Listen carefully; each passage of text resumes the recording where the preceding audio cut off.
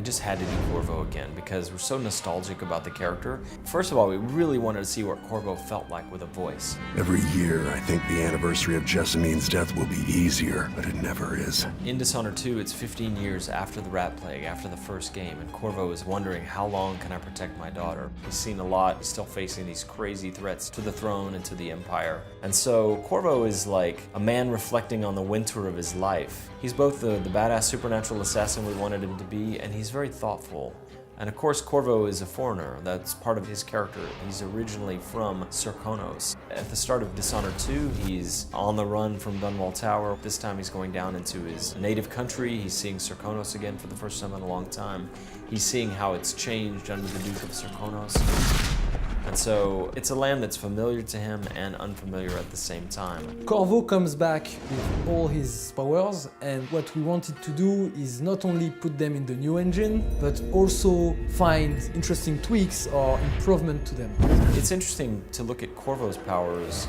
He was a guy who was marked by the Outsider during the rat plague when half the city was dead by plague. And so he has Devouring Swarm. You can now upgrade it so that you have 2 swarms of rats and larger swarms of rats.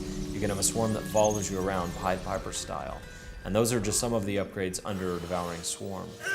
He's also a foreigner. He's from a different place and he never quite fit in Dunwall. And so he has the power of possession where he can literally embody someone else and walk around in their skin. We loved Possession. It's this ability that allows you to physically enter a character or an animal at first and exit somewhere else. So you actually use the character or the animal as a vessel to move through the world.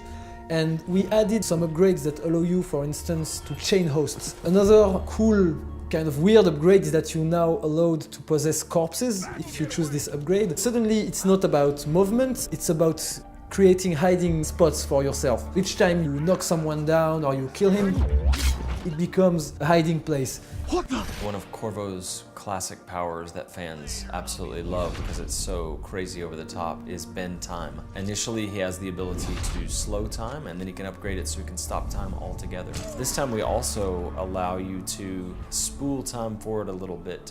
Pressing a button or pulling a trigger, you can allow it to advance a little bit until things get exactly into the position that you want. It's very powerful. One of Corvo's signature powers from the first game is Blink. It's sort of a short-range teleport. When we were working on the DLC for Dishonored 1, we gave Dowd a kind of a redirective blink that allows you to move out into space, stop time, rotate, and continue your blink back in the direction you came or in another direction. And so we knew that's one upgrade we wanted to add to Corvo for Blink in the new game. And it really does allow players to explore their environment. It's not only about expanding the powers, but expanding them in a way that is fun, that allows for that kind of creative play.